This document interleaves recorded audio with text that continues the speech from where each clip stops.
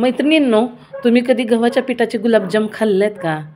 तर एकदा नक्की करून बघा गव्हाच्या पिठाचे गुलाबजाम. एकदम पटकन आणि इन्स्टंट होणारी रेसिपी आहे आणि खायलासुद्धा एकदम सॉफ्ट आणि मऊ असे गुलाबजाम आहेत. नमस्कार, मी सीमा मायने. माझे स्मार्ट किचनमध्ये तुमचे स्वागत आहे. तर आज आपण पाहणार आहोत गव्हाच्या पिठाचे गुलाबजाम. सुरुवातीला आपण 2 वाट्या दूध घेऊया.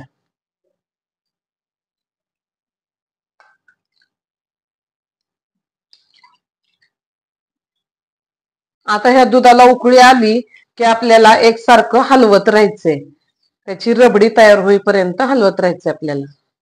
आता बघा दुधाला उकळी लागली. आपल्याला कंटिन्यू आता एकसारखं हलवत राहायचंय. असं कडला मलाई ती आली तर सगळी आतमध्ये घ्यायची आणि एकसारखं हलवत राहायचं.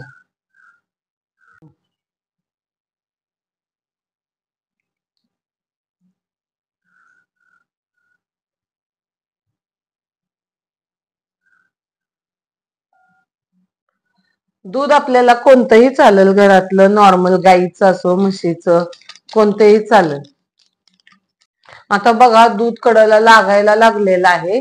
ते आपण मलाई सगळी आतमध्ये घ्यायची आणि एकसारखं हलवत राहायचं. 10-15 मिनिटात त्याची रबडी तयार होईल. हे बघा दूध आपलं किती घट्ट झालंय. आता रबडी तयार व्हायला लागली. आता अजून 5 मिनिटं ठेवावं लागेल याला. मग नंतर थंड करायला खाली काढू. हे बघा रबडी आपली तयार आहे झालेली. आता बघा अशा प्रकारे घट्ट व्हायला पाहिजे. आता ही पूर्ण झालेली. आता आपण ही थंड करायला ठेवली. तर रबडी थंड झालेली आहे. आता आपण डो मळायला घेऊया. तर पिठाचं आपण थोडं थोडं ओतून घ्यायचं. एकदम ओतायचं नाही आहे. एकदम ओतलं तर जास्त घट्ट होईल. आपल्याला पीठ एकदम सॉफ्ट मळायचं आहे. तर पीठ असंच थोडं थोडं ओतत मळत राहा. पीठ जास्त घट्ट भिजवायचं नाही आहे. पीठ आपल्याला एकदम सॉफ्ट असं एकदम मऊसर भिजवायचं आहे. कारण पीठ जर घट्ट भिजवलं ना तर गुलाबजामला असे तडे जातील. तसं व्हायला नाही पाहिजे. समजा तुमचं पीठ जर घट्ट झालंच तर त्यात फक्त 2 चमचे दूध घालून तुम्ही अजून सॉफ्ट करून घ्या आणि नंतर मग तुपाचा हात लावायचा. तूप थोडं घालायचं आणि एकसारखं चांगलं मळून घ्यायचं. म्हणजे एकदम मऊसर असं सैल पीठ होईल. तर बघा आता मी तुपाचा हात लावून घेते आणि डो सगळा एकसारखा मळते आणि नंतर आपण पाक करायला घेऊया.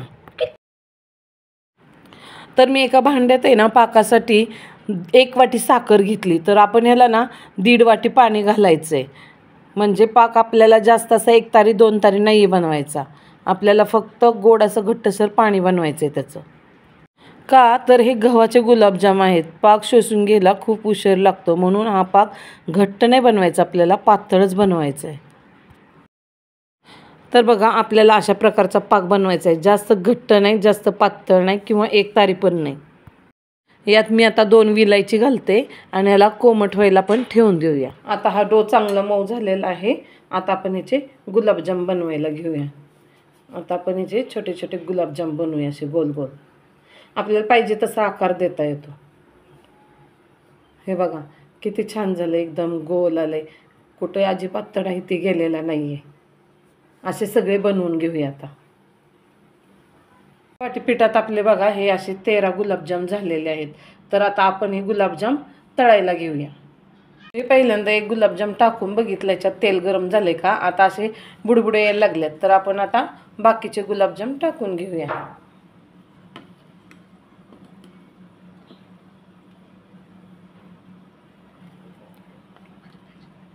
सगळे एकदम मंद आचेवर तळून घ्यायच्यात आपल्याला. गॅसची फ्लेम जास्त वाढवायची नाही.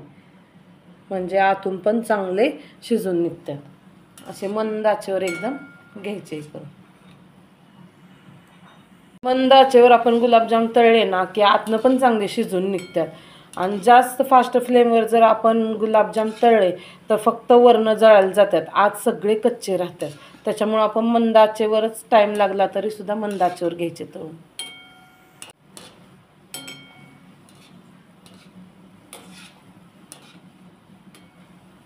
आता बघा गुलाबजाम कसे गोल्डन ब्राऊन व्हायला लागल्यात.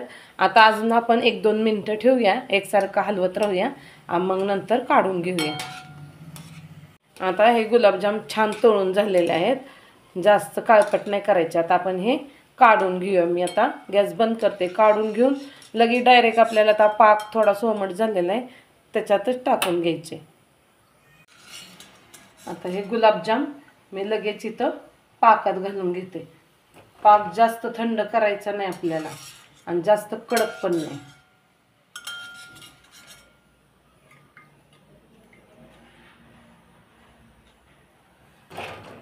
आता हे गुलाबजाम पाकात छान मुरून देऊया.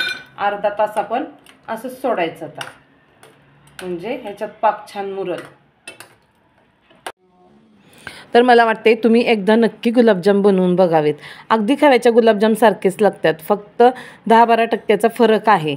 नाहीतर एकदम सॉफ्ट मऊ असे खूप छान होतात हे गुलाब. हां, आणि अशाच नवनवीन रेसिपीसाठी लाईक आणि सबस्क्राईब करायला विसरू नका.